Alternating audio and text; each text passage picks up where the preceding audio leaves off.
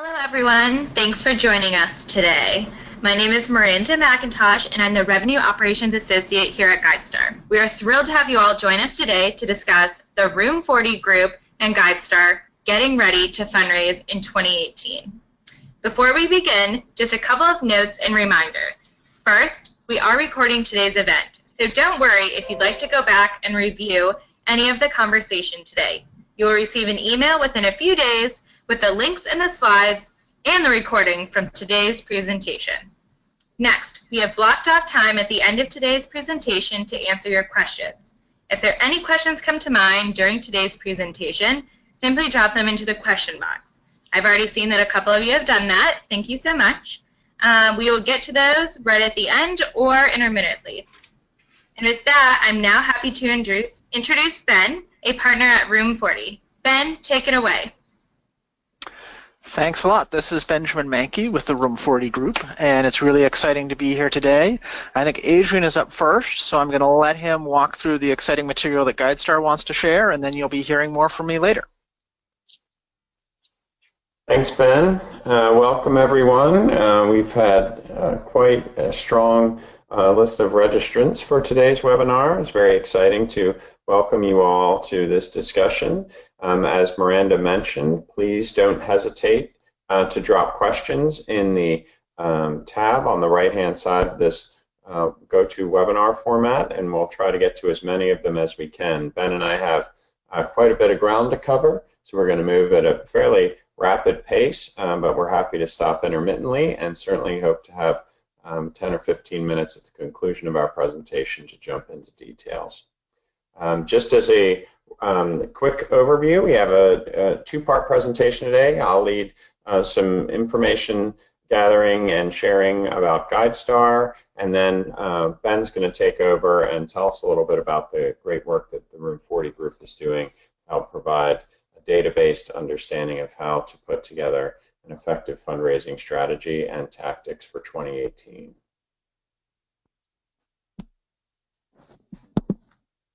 So many of you are on today's webinar and you know what GuideStar is and who we are. However, I think it's an important reminder to get really explicit in anticipation of the direction that today's conversation is going. GuideStar is, at its most fundamental level, an aggregator and disseminator of data and intelligence. So we are collecting this information and then distributing it across two primary forums. Our primary distribution network is what we refer to, many of you know, as GuideStar.org. This is our free website that has profile information on virtually every nonprofit organization in the U.S. today. Our GuideStar.org will eclipse 10 million unique visitors this year. It is increasingly the first place that donors are going to determine if an organization exists, if it in fact exists. Hold on, I apologize. If it exists, if it's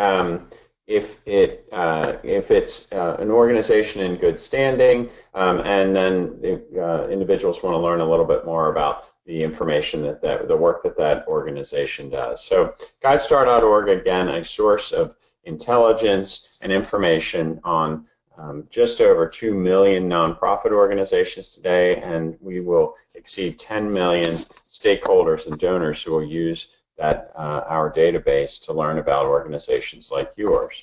Increasingly, we have another place where we are pushing data and intelligence, and that is we recognize that a lot of individuals who want to learn more about the causes they care about are not necessarily coming to GuideStar.org. They're finding that information through our partner network, which is called our Data Distribution Network. These are community foundations, grants management software applications, financial institutions like donor-advised funds, and increasingly socially conscious entrepreneurs and technology providers, many of whom want to demonstrate that they care about their users, the same things their users care about, and they want to demonstrate that alignment by informing and offering their users the opportunity to identify organizations they care about through their own interface. So some of these partners are very prominent, as you can see here. We have over 200 partners in our data distribution network. Some of the more prominent ones,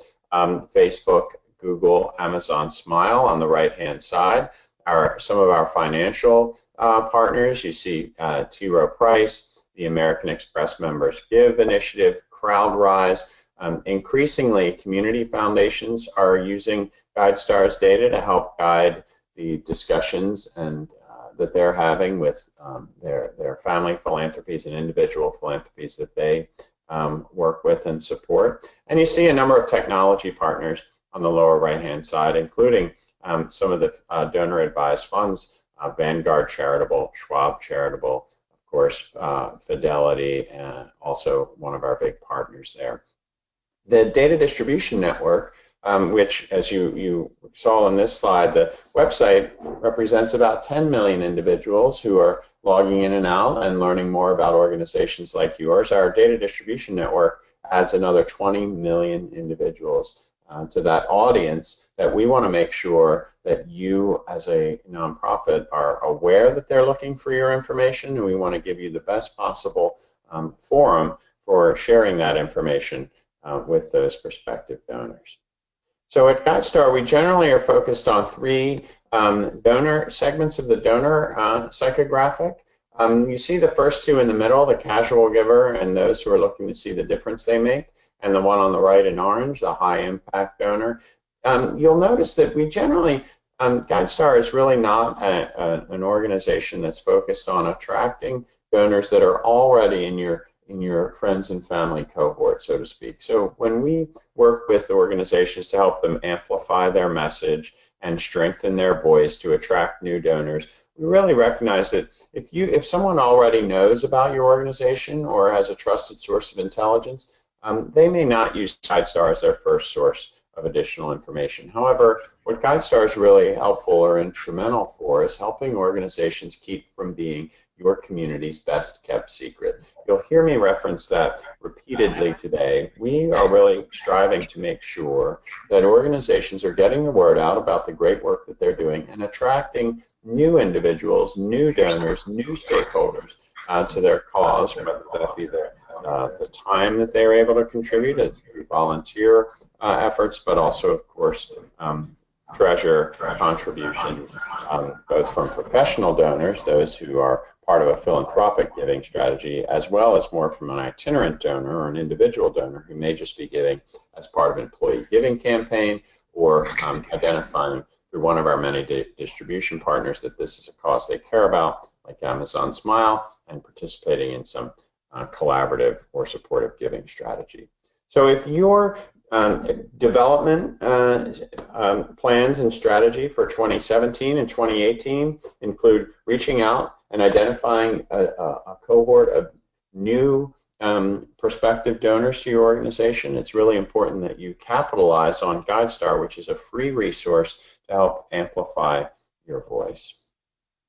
Some research in the field tells us that donors are really trying to overcome three fundamental challenges. They have limited insight into how their giving compares to others.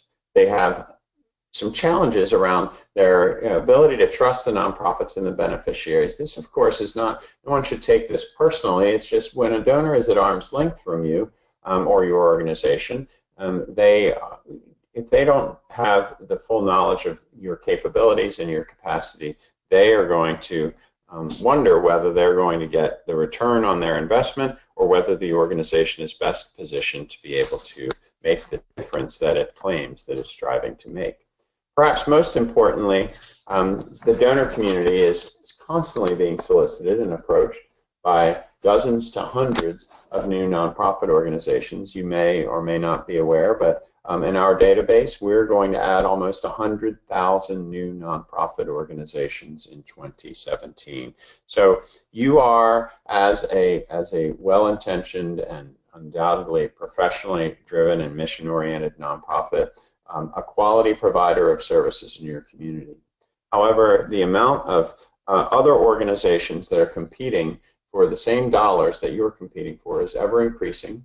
And it's important that you take advantage of every tool and resource you have to ensure that you're getting in front of donors and providing them with the information they need to understand how you make a difference, and then hopefully to turn their interest in your organization into a compelling message that generates a gift or contribution.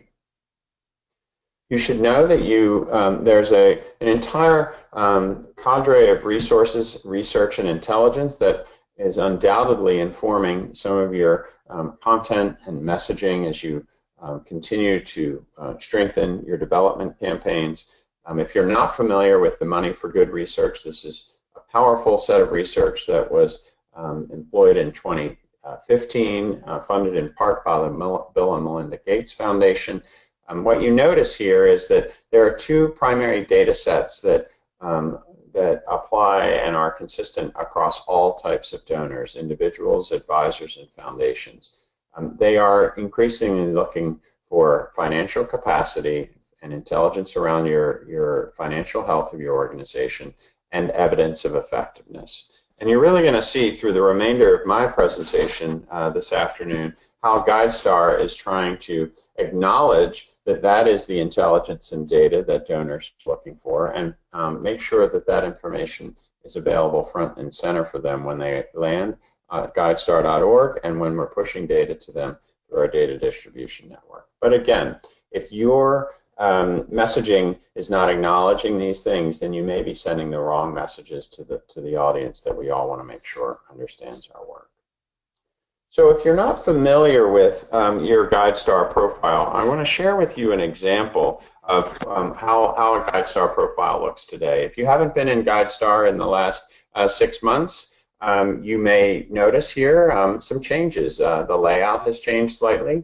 We recently refreshed this layout and made it more mobile friendly. You see in the lower right hand corner the Forms 990 that continues to be a prominent piece of information that most folks are looking for. In the upper left-hand side, you see the seal of transparency. In this case, this organization, Oxfam America, is a platinum seal organization. I'm going to share a little bit about what that means, but suffice to say that you want to make sure either in the course of today's webinar or immediately after today's webinar that you go on to GuideStar.org, look up your organization, and take a look at your profile, because this is the public-facing view that millions of people see about your organization. And increasingly, donors and stakeholders are going to GuideStar to get their information. They're not going to your website as their first source of intelligence. The fact is, everyone on today's call has a different website. You prioritize data and intelligence differently. What GuideStar is doing is really providing a common framing for some common data that is increasingly consistent and consistently requested by the donor and giving community. So GuideStar offers 4 seals of transparency. Each seal is earned. It's freely earned by anyone on today's call. Again, every nonprofit, if you've filed a 990 or increasingly, or if you are a religious institution and you want to request us to set up a profile for you, we can certainly do that. But if you filed a 990, then you have a profile on GuideStar.org. Once you if you were to go on today and take a look at your profile, you might see that you or some other member of your team may have claimed that profile and provided additional information that allows your profile to strengthen the frequency with which it shows up in search results. So each of these seals of transparency that you see here provide a boost in the search results that are applied on GuideStar.org. It's not unlike a Google PageRank system. If your organization is platinum and you are a Goodwill Industries, and someone searches for Goodwill, they're going to see the platinum Goodwill or Industries organizations before they will see the gold, and the gold before the silver, and the silver before the bronze. So in addition to each of these levels of transparency offering additional data to a donor, all of which are focused around the psychographics information that I shared earlier, highlighting what information donors are looking for. You also benefit because you want your organization to show up in the first 5 or 10 organizations when someone searches for an organization like yours. And I'm going to highlight what that means in a moment. Nevertheless, just again to reiterate, in order to claim your GuideStar profile, I'm going to highlight, I have a slide in a moment that I'll share with you. You can claim it for free. You can decide which seal of transparency, how far up these seals of transparency you want to go. It generally takes an organization about 2 hours a year, well, excuse me, about 2 hours to claim and update their profile and get to platinum. And then it takes anywhere from an hour or two a year just to maintain that, make sure the information is up to date and accurate. The bronze seal of transparency is focused on making sure that an organization can be found when a donor wants to find that organization, making sure your organization name, some organizations have a very formal name that they're registered with the IRS, but they go by a nickname or an AKA or a DB, a doing business as. You want to make sure that all the different ways that someone may seek to find you, how might they look for you, are listed, and you can do that taking advantage of several fields in the bronze profile.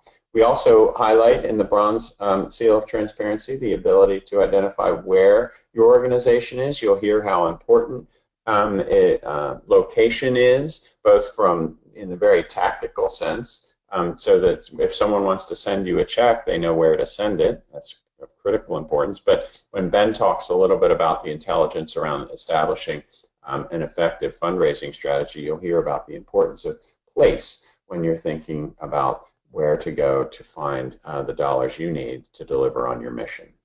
So again, bronze is focused on basic information so you can be found.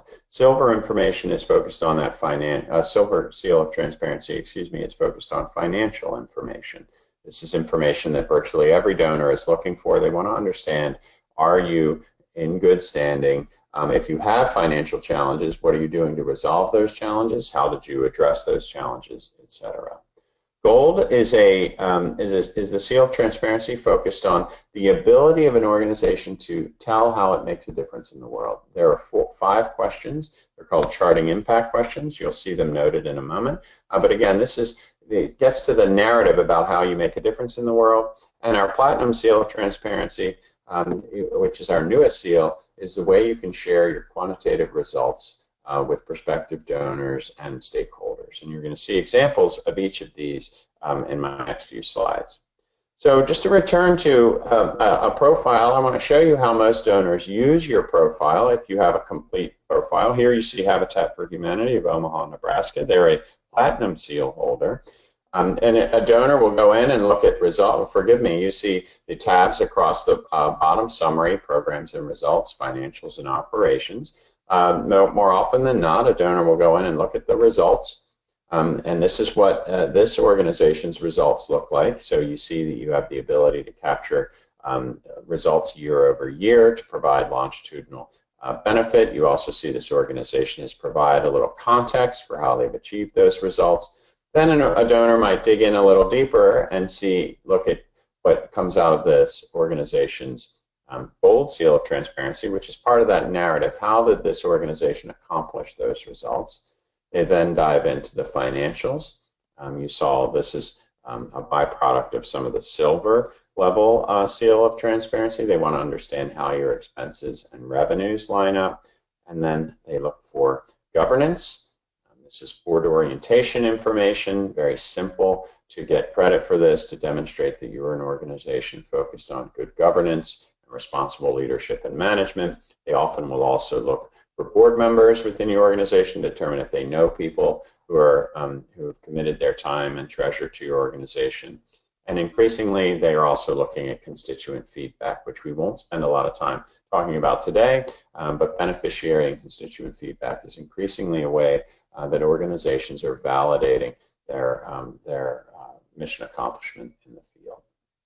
Again, everyone on today's call, if you are part of a nonprofit organization, you have a profile on GuideStar.org. That profile can be viewed by any visitor at GuideStar.org. You want to make sure you go into GuideStar, take a look at your profile. Is it up to snuff? Have you claimed your profile? Do you have one of the seals of transparency which demonstrate that you have provided additional information so it's easier to find you, so that you provide the financial information that donors are looking for, so that you've articulated the difference that you make in the world, and you've shown a few measurable results that allow you to capture the interest and hopefully the value that you need from that donor. One more note I'll just mention very quickly, just rolled out in August of this year, is the ability to represent your organization on a map. Again, can't say enough about the coincidence of this feature with some of the guidance and insights you're going to hear from Ben later. We really encourage you to identify where in your community you serve. If you have multiple programs in multiple communities, or multiple states, you can show that very easily in GuideStar today, and that just became available in the last 3 months. I'm going to pause on this slide for one moment and just let you write this down. If you don't know if you've claimed your profile, or if during the course of this presentation you either maybe opened a side window or on a separate monitor went into GuideStar and looked for your organization, maybe you found your organization and didn't see that you have a seal of transparency, whether it's bronze, silver, gold, or platinum, you can claim your profile and you can send an email to outreach@guidestar.org, put in the subject line Room 40 webinar, put your first and last name, your organization's EIN, and your zip code. Send that to us, and we'll make sure that you are ready to go and get your profile as complete and accurate as you can in what is, as everyone on today's call recognized, we're going into the real robust part of giving season. GuideStar will have more viewers in the next 2 months than we have in any other 2-month window of the year. If you're not able to send this email today, you also can, when my colleague Miranda sends this deck around, you'll see some basic instructions. You can go in onto GuideStar.org at any time, click the Create Account button, and update your nonprofit profile, and click Get Started, and it'll walk you through the process. So please understand, one takeaway from today may be, hey, you've submitted your request to claim your profile and update it accordingly. Alternately, if you're not the person that's going to manage this within your organization, you can share this deck and some of these instructions with a colleague, and they can go through this process. It's very straightforward. So again, these are the levels that we talked about. I'm going to talk through some of the data that you are able to contribute. Again, you can recognize why this information might be important to donors and stakeholders. The first level, the seal of transparency, is the bronze level. The items that you see in red here are your required elements. Again, focused on making sure you can be found, mailing address information, additional name, AKA, DBA type information, how you categorize yourself, what are some of your keywords, NTE codes, any brand or website URL that you want to share with the world, names of individuals within your organization who could be contacted if someone wants to learn more about your organization. And then, as I mentioned a moment ago, the ability to put demographic information, geographic area served under your mission and programs, so that you can help demonstrate that you're making a difference in the communities that prospective donors care about. Silver information is very straightforward. If you get audited financials, you can upload your audited financials and you are done. You get the silver seal of transparency. Absent that, if you don't have your financials audited, there are about 10 fields here that you can self-attest to and complete the silver level. Generally, it takes most organizations, as long as you have the information in front of you, 15 minutes to get to silver. Obviously, it takes maybe 15, 20 minutes to get to bronze, another 15 minutes to get to silver. You're 30, 35 minutes into this project, and you're already well ahead of many of your peers whose organizations are unclaimed and essentially incomplete. The next two levels are really critical for those who want to meet that money for good intelligence that said that donors are looking for evidence of effectiveness. So the gold level is really where you identify how you accomplish your goals and objectives, what strategies you have in place, how your programs and services are built to achieve the goals that you're striving for. And then platinum is really where you can pick from our common results catalog. This is an actual screenshot of an organization who tracks employment related outcomes and results information. You can identify a result. You can either pick one from the list or you can add your own. In this case, an organization is tracking the number of job skills training courses or workshops they conducted.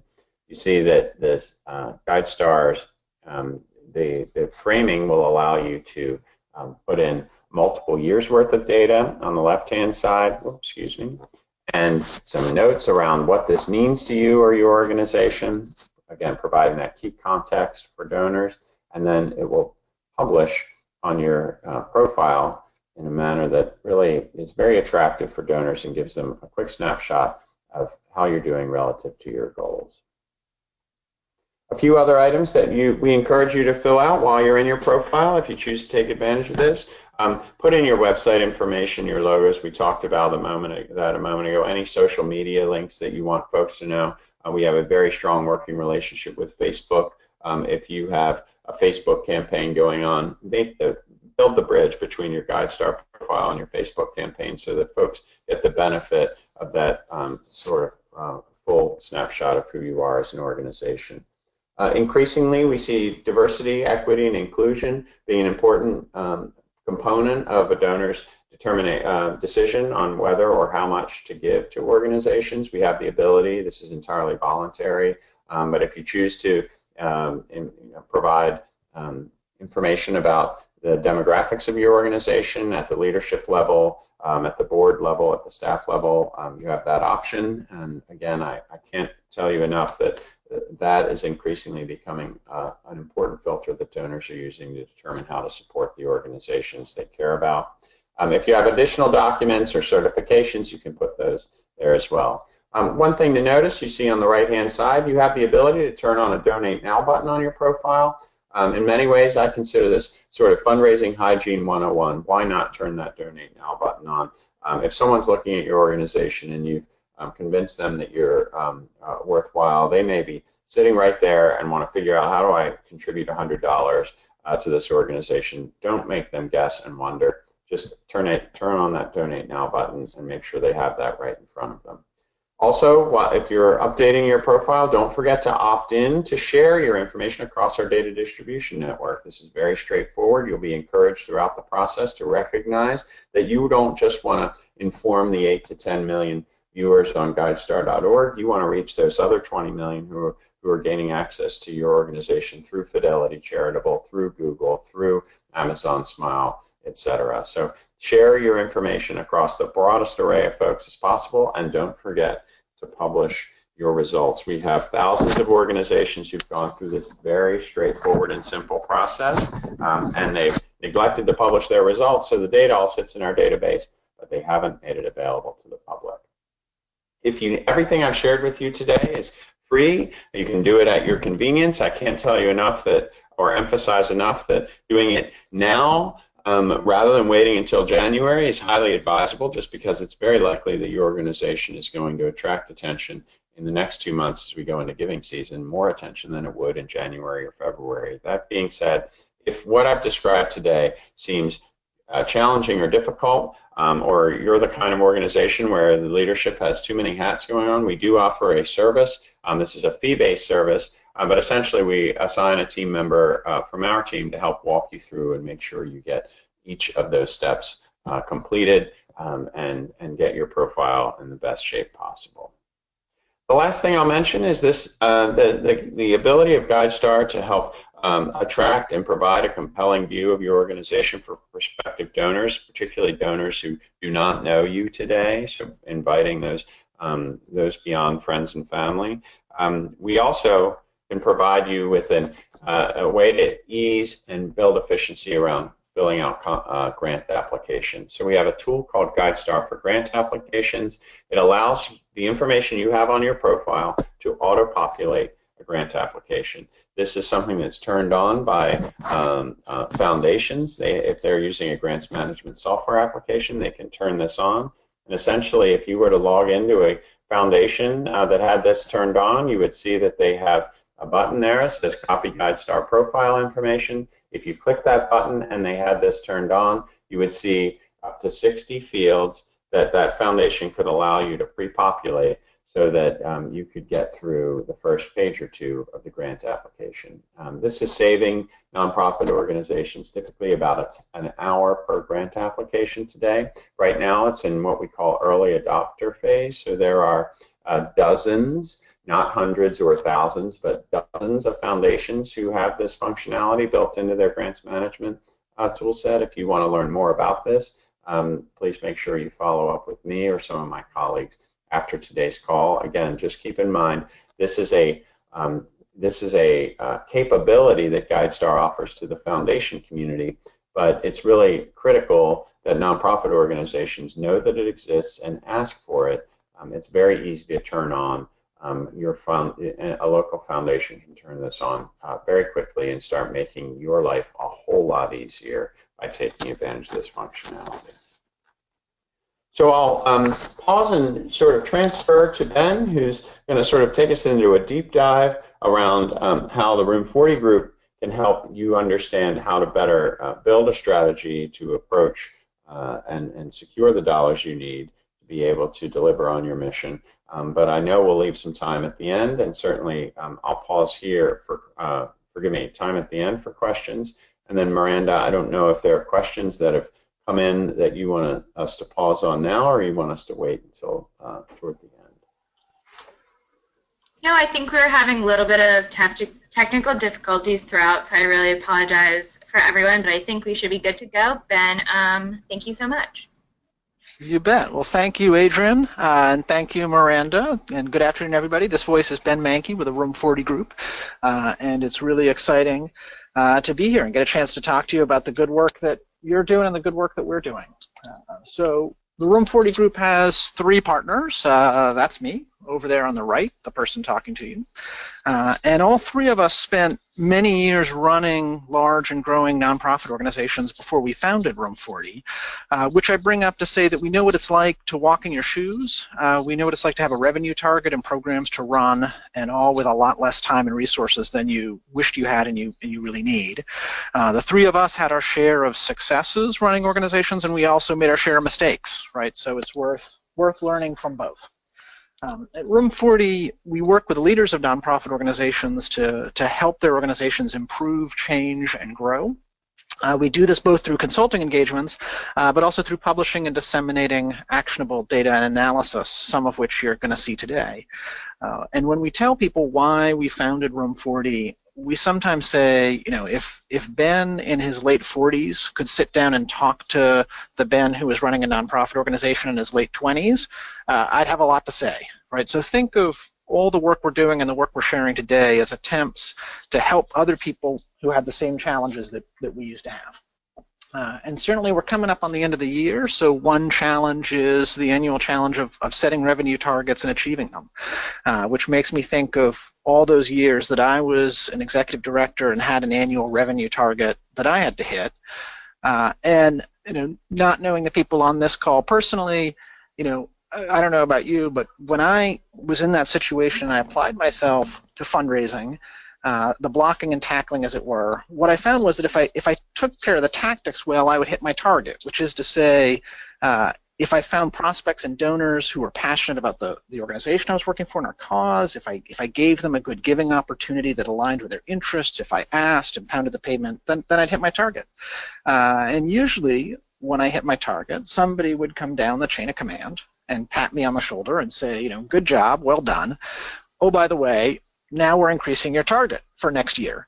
And when they did this, I'd say to them, okay, you know, fair enough, but like, how do I do that? What should I focus on? Like, how should we raise this additional money we need to raise? And when I asked that question, what I tended to get back was some politically correct version of, I don't know, and go figure it out. And I said to myself, you know, one of these days, when I'm up the chain of command, we're going to do this differently, because there has got to be a better way. Well, you know, fast forward many years, and now I was in the leadership team of a national multi-site nonprofit, and I had fundraisers and local directors coming to me from all around the country and saying, in effect, the same exact questions I used to ask. How are we supposed to do this? And what I found was, I actually didn't have much of a better answer than the guys who I used to ask that question to. Now, because I'm an analytical guy, I my instinct was to torture the bejesus out of our own internal data. But the thing is, I think as many of you already know, that the donor and prospect data that you have kind of only tells you where you've been. It tells you what you've done in the past. It doesn't tell you where you should go. So I was stuck, and we were stuck for a while. Now, today I can tell you that the reason I was stuck was that I did not have clarity and confidence in what our revenue strategy should be. Now, what we had as an organization was we had a program strategy. If you asked us how we wanted to change the lives of children, we could have given you a PhD dissertation on the subject. In fact, we had several, and we could have given you several PhD dissertations on the subject, as well as a really impressive body of clinical research. But we didn't have anything close to that for how we were going to bring in the money needed to pay for the programs and pay for a better organization. You know, like many nonprofit organizations, we were one organization that was running two different businesses. One of our businesses was about achieving impact through our program. The other was about generating more revenue to pay for it. And because, you know, for the organization I was running, those were two different activities engaging different external stakeholders to achieve different outcomes, they required two different strategies. You know, well, you know, okay, so strategy is a word used to mean a lot of different things to a lot of different people depending on the conversation, right? At Room40, we have found the definition of strategy that is, what are you going to do with your limited amount of time and money, and why is that better than everything else that you might do? The what and the why are bolded here for a reason. Strategy is, of course, different from tactics. Tactics is how you get everything done. Strategy tells you what to focus on, and tactics is the implementation of that focus. Some of you have probably seen this quote before. It's one I'm fond of. Strategy without tactics is the slowest route to victory. Tactics without strategy is the noise before defeat. And I got to say, the noise before defeat is a pretty demoralizing place to be. Now, when I said that the younger version of Ben was stuck, it wasn't because we weren't clear about our tactics. Right? We were actually really good at tactics. If you told us what to do, we could go out and execute with the best of them. And don't get me wrong, tactics are important. Right? If you're going to run a benefit dinner, make it the best benefit dinner you can run. Like, that stuff matters. And lots of organizations have fallen apart because they didn't do a good job with the tactics. But what young Ben did not have was a sense of the big picture, like a sense of the strategy.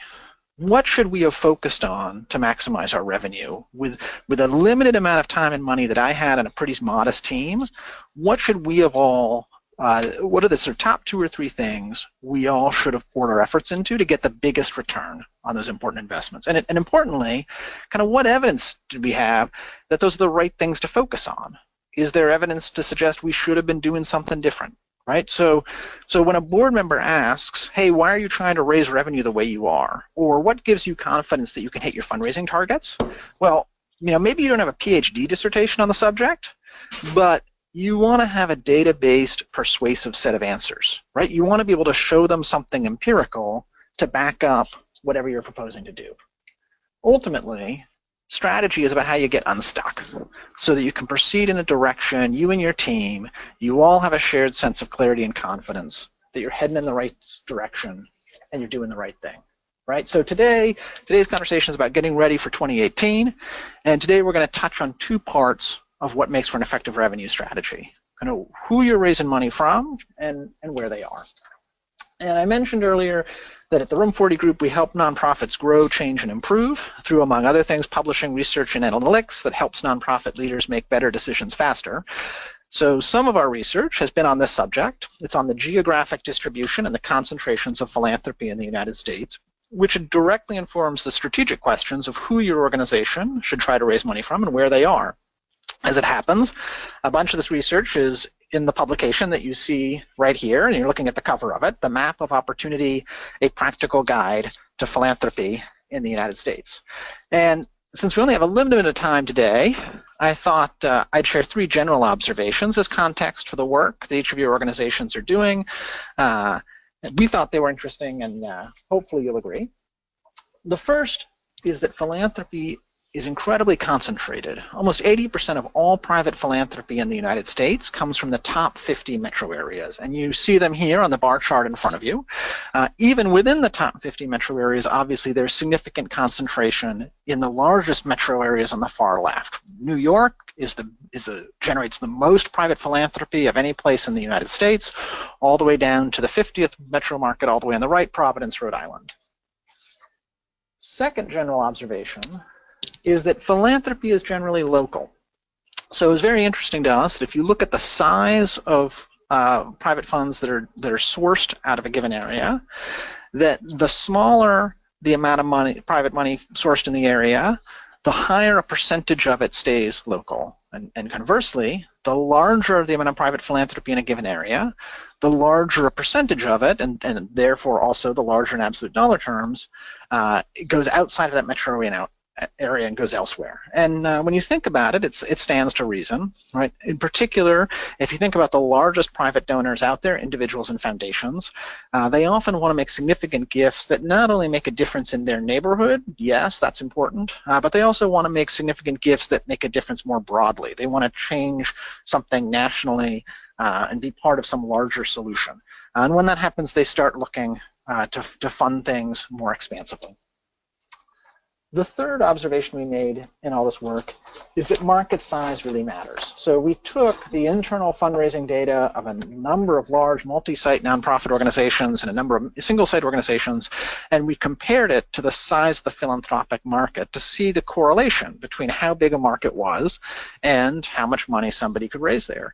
And what we found was that about 30% of the total amount of philanthropy that a nonprofit raised in a market could be explained by the size of the market they're in.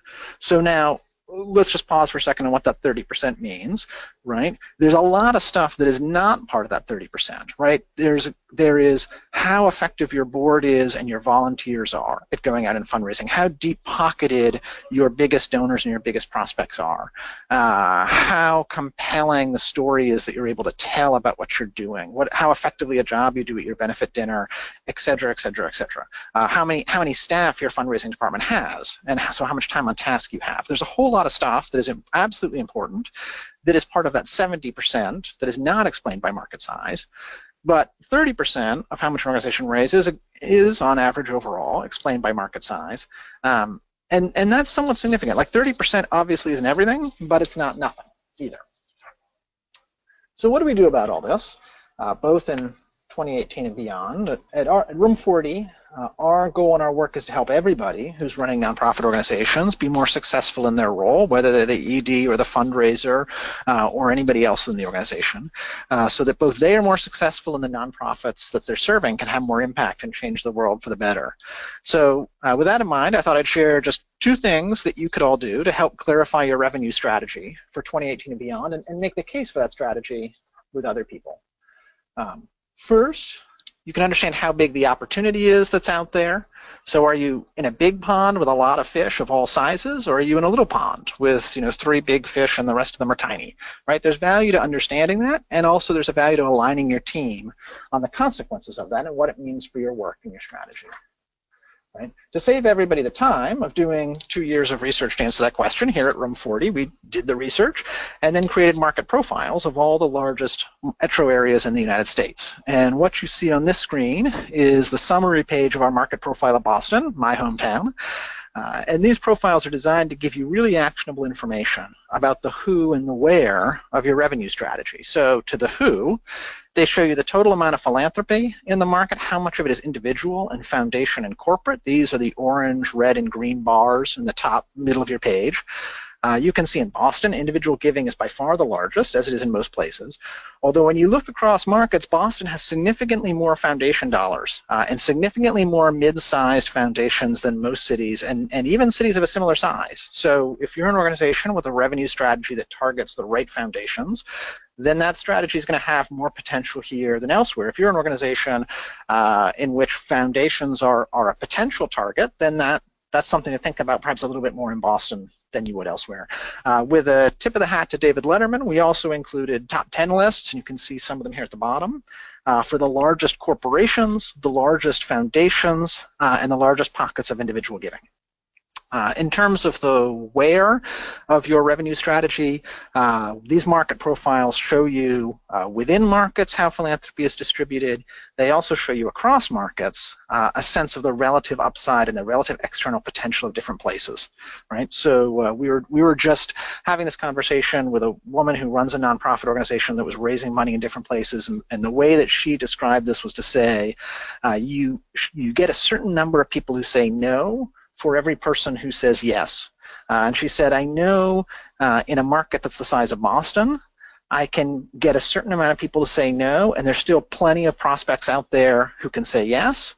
And she looked at a bunch of other markets, and she said, you know, there's some of these markets where if you get enough no's, there's no one left to say yes. Right? That's an important distinction to know, and it's an important context for how you think about deciding on the right revenue strategy, and also how you communicate that to other people. So how does this help? I think in our experience working with nonprofits of all sizes on their growth strategies, both those that work in just one location and those who work in a bunch of different locations, there are three ways that this kind of analysis can make a real difference. First, it helps you identify where there are opportunities and where there are not many opportunities, apropos of the story I just told. Second, there's real value in getting alignment between your sort of key staff, the key board member, the kitchen cabinet, if you will, and avoiding group analysis, group decision-making paralysis, right? There's real alignment is wonderful if it helps you keep from getting stuck the way that I got stuck back in the day and my team on what is it we were supposed to do. And third, having the right data and analysis is a great way to build credibility with your key board members, with your key peers, with the other stakeholders, and use it to support your judgment, your experience, and the color commentary that you're able to provide, right? And we all know just sort of the politics of the way the world works. There's a whole bunch of people, I'm sure, on this call who are intelligent, insightful, accomplished professionals.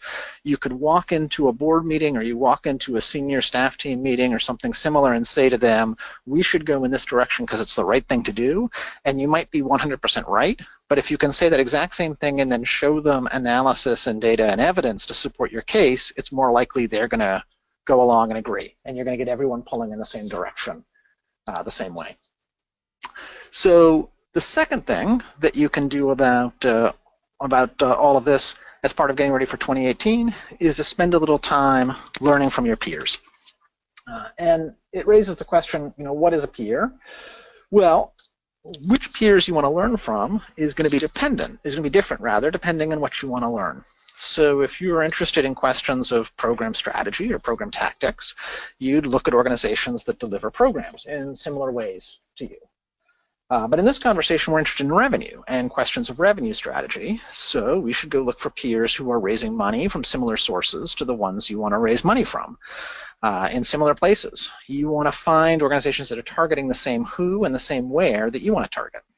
And when you do this, I think we'd also suggest you look for a couple of other kinds of organizations. So first, you know, go and try to find top performers. You know, who are the organizations and the people who seem to be firing on all cylinders and who seem to be raising a ton more money than everyone else by doing basically the same stuff. And we also find it helpful to consider organizations that are in multiple cities, that are multi-site organizations. You tend to learn a lot from comparing their performance to single-site organizations. So, as just an example, here are some of my old peers from back in the day. And a key thing here is that these are the organizations that were making a similar emotional and psychological appeal to the same donors that I was. So the people who were giving me money and the prospects who might give me money were also giving money to these other organizations for similar, if not the exact same reasons. Now our programs might have been different, and our program strategies were often very different. We sometimes worked with different beneficiaries doing different interventions. But from the perspective of the donor, we functioned, as you might say, as close substitutes. Now, to learn from these organizations, you're going to need to understand how much they're raising, where and how they're doing it. And I don't know if you've heard, but as it happens, there's this fantastic organization called GuideStar, and they have all this cool data on all these other organizations. It's fantastic. It's really like Christmas morning. And by looking up the contribution and revenue data of your peers, you can start to get a sense of how everyone else is doing it. And lo and behold, if you are a But once you have how much everyone is fundraising locally, if you are the sort of person who goes for charts and graphs, well, then you can put together something like this graph here. This shows Ben's old peers and how much they're raising in Boston. And in the graph on the right, you have blue dots, each of which represents how much private philanthropy each organization is fundraising. And it shows it in a distribution. This is what Tableau software likes to call a bar and whisker chart. And the top bar there is about 13.9 million. The top of the box, which is sort of one step function greater than the median, is about 7.4 million. You see there's now an increasing cluster of organizations right around 4 million, with a couple about just about 5. A bunch of organizations that are raising about 1.2 million in a cluster, and some folks that are sort of just, let's say, just getting started and just raising small amounts of money. They're at about $100,000 at the bottom. And in putting all of this together, let's just say explicitly out loud, like, one thing we're not doing, right? This is not about personal judgment. This is not about saying that some people or organizations are good at their job and that others are not. What this is about is two things. It's first about looking to see who's getting better results from similar efforts, so you can try to learn from them and try to improve. So the first thing is, this is about informing continuous improvement so that everybody can be more successful. And second, it's about setting the right expectations for your own organization and sort of what you're going to do next. Now, what do I mean by the right expectations? There is a much longer conversation we can have here. If we had it, Adrian would get grumpy at me because we'd blow through the entire Q&A time. But at a high level, if you're below a midline, like let's say you're one of the dots in the cluster towards the bottom of this, right? Then there's a decent reason to think that if you go out and do similar stuff to the people who are clustered above you, up by the midline, and you just do it as well as they are doing it, then you'll raise a bunch of money, right? There's value to looking to see what is commonly accepted best practice and implementing it. If you're above the midline, especially if you're way above the midline, let's say you're one of the 2 blue dots towards the top, right? You're going to have to do something different from everyone else to raise even more money above what you're doing. Copying your peers only helps if your peers are doing something better than you, right? So when I think back to younger Ben and who I was 20 years ago and the ways that I and my team got stuck, like, this is the kind of analysis and the other kinds of analysis that go into setting effective growth strategy. That was what me and my team needed to set out in a good direction with some clarity and with some confidence about what we were doing and why. Like, I couldn't answer these questions then, but I can answer them now. A last comment I'll make is that some of you on the phone may be working for organizations that are raising money in more than one place, in which case I'll just offer this analysis is incredibly helpful in understanding your potential not just in one market but across all your markets, and seeing like how much headroom there is.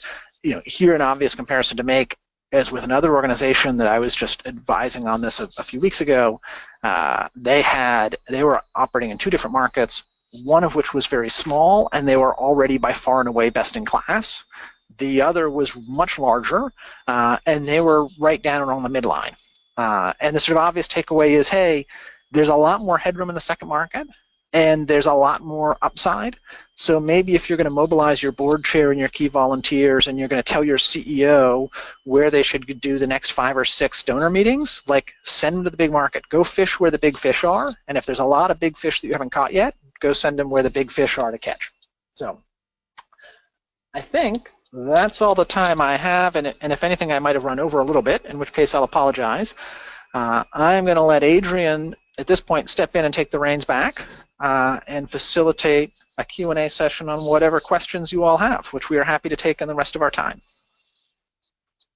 Fantastic, Ben. Thank you. Miranda, I know we've had quite a vibrant Q&A, or Q so far. Let's jump to the A part. So I apologize. I was well into my presentation today before realizing that my slide deck was not advancing at the pace that my audio was. So for those of you, there are at least a dozen questions that have been submitted about that. I apologize. That is my fault.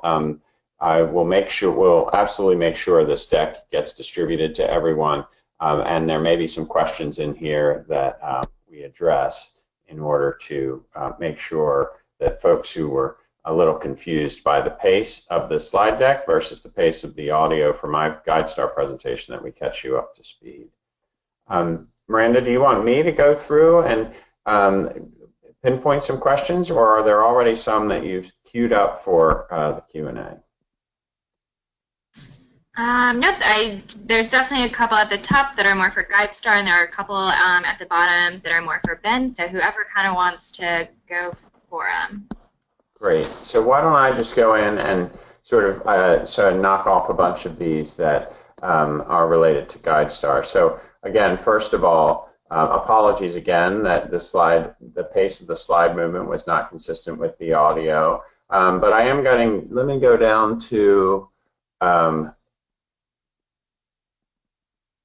let's see. If you're an organization and that you have not filed a 990, can you get a profile on GuideStar? So yes, I know that some folks didn't see the slide that I was highlighting, but all of the information that I was highlighting about how to register with GuideStar.org and then claim and update your profile is available on the home page on GuideStar.org. You can go through that process in a very straightforward way. We actually have quite a robust dialogue and effort afoot to make sure that organizations who may not file a 990, like religious institutions, can get represented on GuideStar.org and make sure they're showing up in this data distribution network that we mentioned a moment ago, so long as you choose to publish that information. So we can help you. I will be honest, very often it takes, sometimes takes us a little longer to make sure we know who your organization is and ensure that you are in fact authorized to speak for that organization, but we are ready, willing, and able to make sure that you have the representation you need on GuideStar.org as well as others.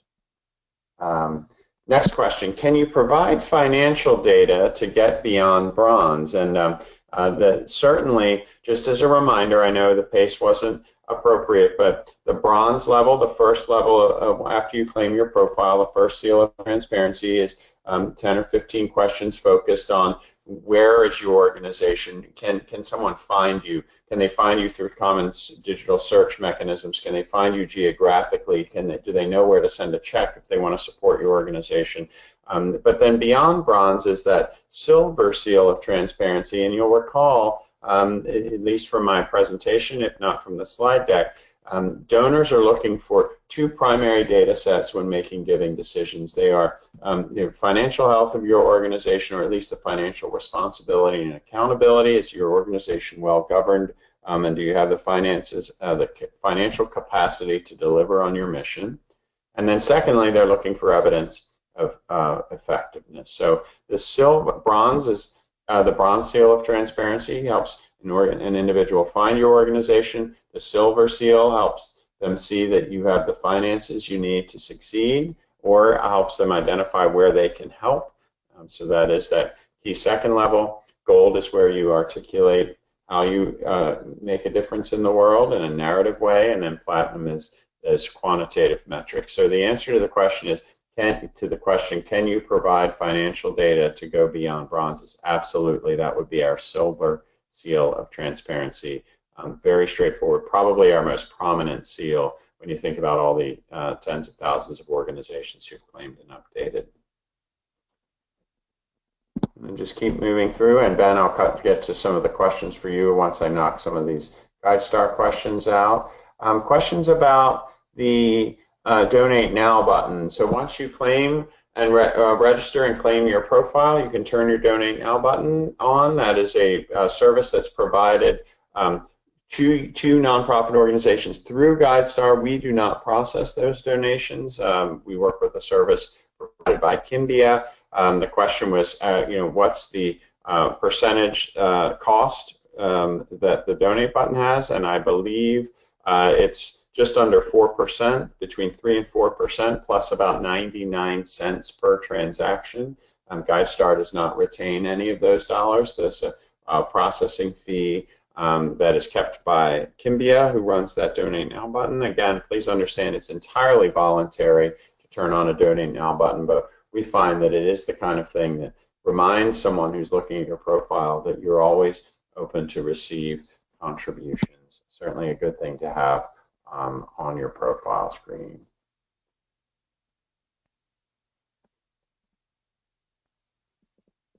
I'm just scrolling down through the Q&A.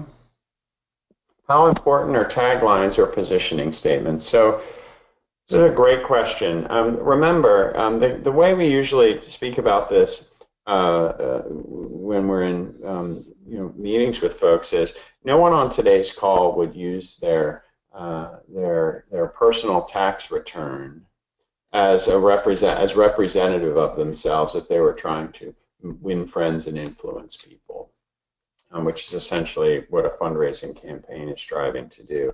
You want to make sure that you are providing as much context for your work, framing that work, providing someone a warm embrace about how they can learn more about your organization.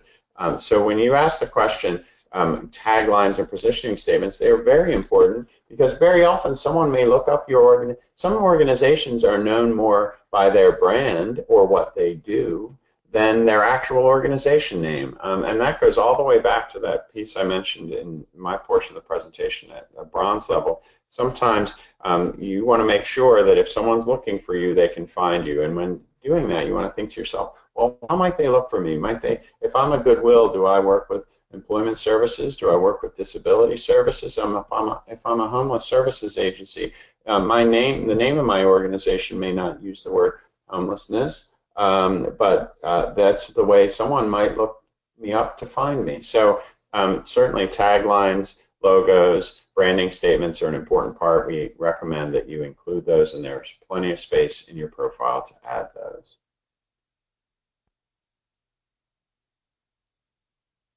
Is there a cost to get to the platinum status? Absolutely not. So again, there are 4 levels of seals of transparency: bronze, silver, gold, and platinum. It generally takes an organization about 2 hours to move from unclaimed or no seal all the way up to platinum. You do need to have some of your paperwork in front of you. Most of the time, that's your most recent audited financials and your most recent grant application. Those 2 documents will typically have all the information you need to get to platinum.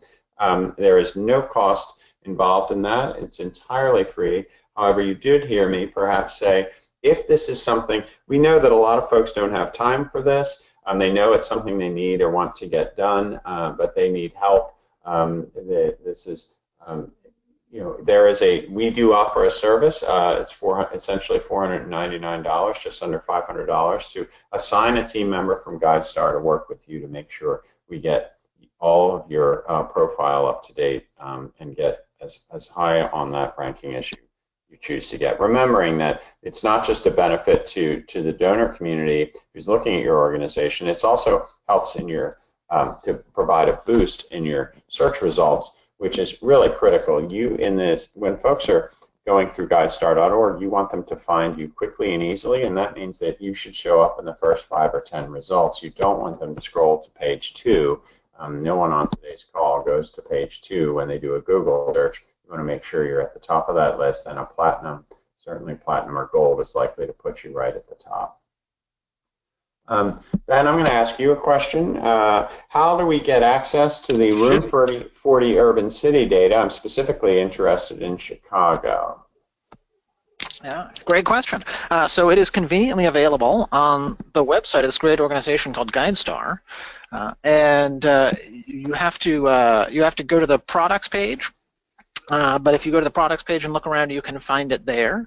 You can also go to our website, the Room40 Group's website, and reach out to us if you have any questions, and we're happy to talk to you about it more. We know a fair amount about Chicago, which is a great city. Thanks, Go Cubs. Great. Yeah, go back to GuideStar question. Do you have to have a paid GuideStar account to claim, edit, and update your non-profit profile page? You absolutely do not. I cannot say enough. This is a free service that we offer nonprofit organizations. There are no costs involved. If you need one-on-one help, we can provide that help for you. And there are some costs involved in that, but the vast majority of folks who claim and update their profile do so without needing any assistance from us. It's very straightforward. And we do also have a free online community which has all sorts of web links and materials that will help you get the information you need. So again, no cost. I'm going back to you here, Ben. How do we access the marketing information for local geographic metro areas? Any other data detailed in the fundraising strategies? It sounds like maybe it's the same answer to your last question. Yeah, I think at a top level it's the same answer. Almost all of the geographic information that you saw today, let me revise that, all of the information that you've seen today is available in PDF form for download from either GuideStar's website, which you should all know how to get to pretty easily, through the products page, or through the Room40 group website. If for whatever reason you have questions or you're struggling to find exactly the information you want, I would say feel free to drop us a line, info@room40group.com, and we're happy to help to figure out how to hook you up with what you need. Ben, I'm coming right back to you. There's specific requests for information on Houston. I don't think we need you to go into great detail, but is Houston one of the cities that you profile that you mentioned? I didn't notice. It is. It is. I don't think I showed Houston on in this slideshow, but we do have a profile for Houston, which is interestingly very similar to Boston in total size, although it's different in the structure of its local philanthropy. And it's obviously, if you start looking at the lists of the top foundations, corporations, and pockets of individual giving, those are all different as well. And so another great place. And congratulations on the World Series, whoever just asked that question. Yeah, that's right. That's right.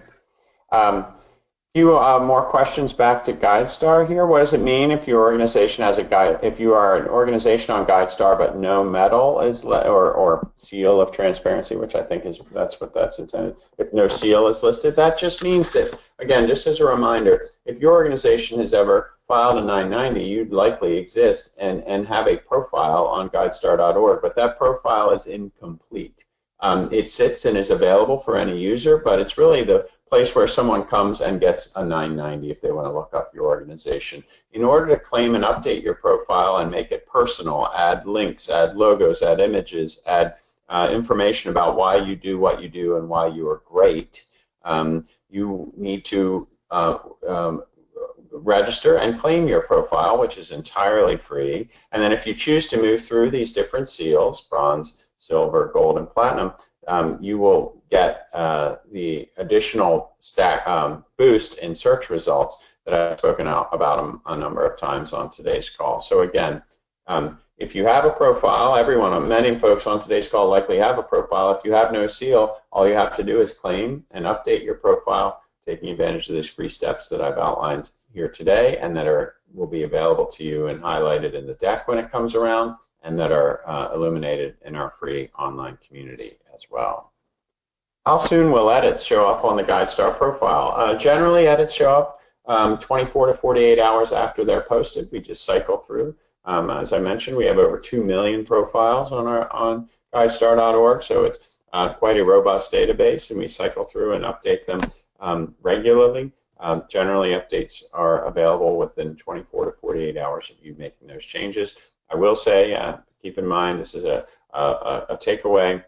If you do this work, please make sure that before exiting, when you're updating your profile, that you click to publish. I can't tell you the most frequent sort of request and question that comes into our to our user community is, hey, I did all this work, I updated my profile, and I don't see it. Where is it? Where is it? Well, we return with them back and see, well, it's all sitting there. You just have to hit the publish button, which essentially says, I'm satisfied with what is that I've submitted, and I want to share it with the world. You can go back and edit that later, of course, but do not forget to hit the publish button.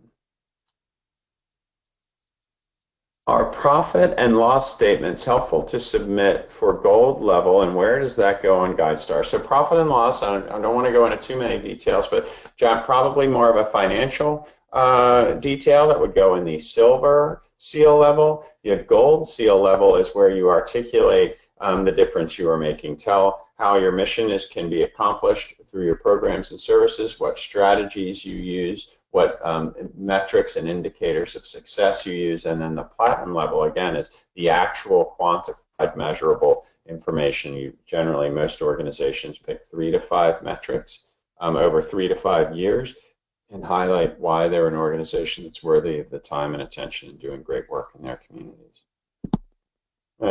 Getting sort of to the conclusion here.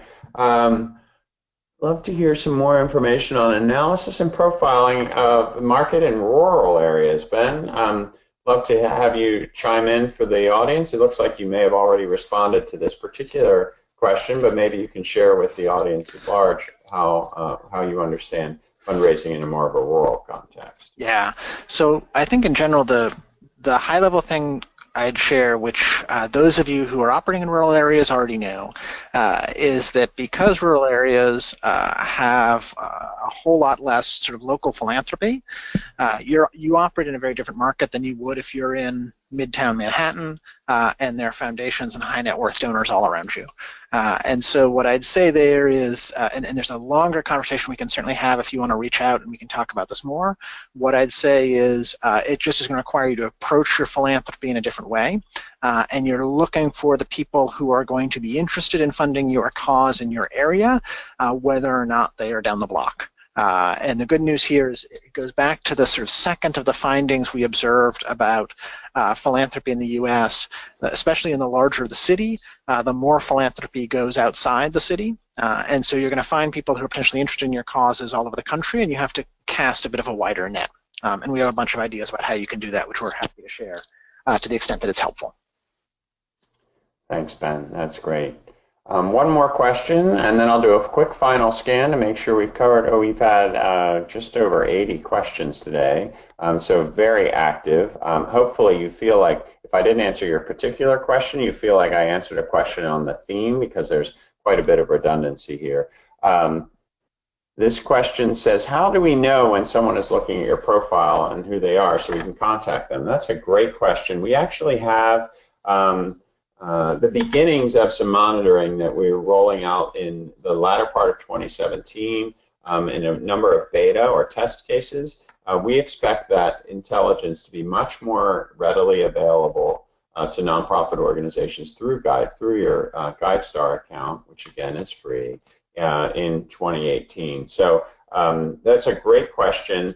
Right now we monitor dozens of profiles just for tracking purposes to be able to test that information, and we expect to be able to roll out a lot more of that intelligence, not unlike if you've ever used, if anyone on the call uses LinkedIn, and you don't have to be on LinkedIn to, you don't have to have LinkedIn up in front of you for them to alert you and say, hey, your profile is being viewed, you're showing up in searches. We anticipate that that's the kind of functionality we'll be able to provide to GuideStar registrants in 2018. So fingers crossed, keep you posted on that. One more question just came in, and we'll use this as our last question, and then we'll do a little wrap-up commentary. What would you recommend for a bronze organization that is less than a year old? And what would you recommend to stand out for donors and show evidence of effectiveness? Well, again, just to be clear, how old your organization, and no matter how old or young your organization is, you can benefit from GuideStar. Your GuideStar profile is for you to claim and update as you see fit. I view it as, again, sort of fundraising hygiene 101. Just don't neglect the fact that donors are using our database to learn about your organization. So more specifically, regarding what can you do as a bronze organization to show level of evidence of effectiveness? Bronze is really focused on making sure that an individual donor or funder knows where you are. They know how to reach you, they know how to find you. This is contact information, web information, email information, address information, making sure that your keywords are up to date. So if they're looking for your organization by the type of work you do, they will also find you in the community that you serve. That is not where you would put your evidence of effectiveness. The evidence of effectiveness is really going to show up in the gold and platinum levels, which are the next two highest levels after bronze and silver. I would strongly recommend that you put a placeholder on your calendar and try to make sure that you're spending this time updating your profile and getting all the way to platinum. I will tell you that the amount of man hours and costs we spend every year as a sector, certainly folks on today's call, on your annual report is significant. This is just another way to communicate value to a prospective user, and more importantly, it's very likely this is a way you're going to attract people who you don't know today. You want to put your best foot forward to folks who you don't know today, and that's what GuideStar can help you do. It's really, we exist as a nonprofit to serve you, the nonprofit sector, and our primary service that we offer is we aggregate and disseminate your information and amplify your voice. No one here has the ability to speak to millions of donors. We can do that for you and with you, and we do it best when you are taking advantage of these free tools and resources that I highlighted today. Ben, any concluding remarks before we hand it over to Miranda to wrap things up? No, just thanks everybody for sticking it out, listening to the whole thing, and please be in touch if there's ways that we can be helpful. Great, and I'll add my thank you and apologies again for some technical difficulties that were some hiccups getting out of the gate. Miranda will make sure that everyone on today's call gets a copy of this slide deck and the recording. The recording will also likely be posted in our community. Miranda, do you want to provide any final logistical details? That is definitely it. I will definitely try to make sure that all of the questions too that we get answered, and help in any way possible to get you guys all the information that you need. So thank you so much for bearing with us. All right. Have a wonderful afternoon, everyone. Good luck this giving season.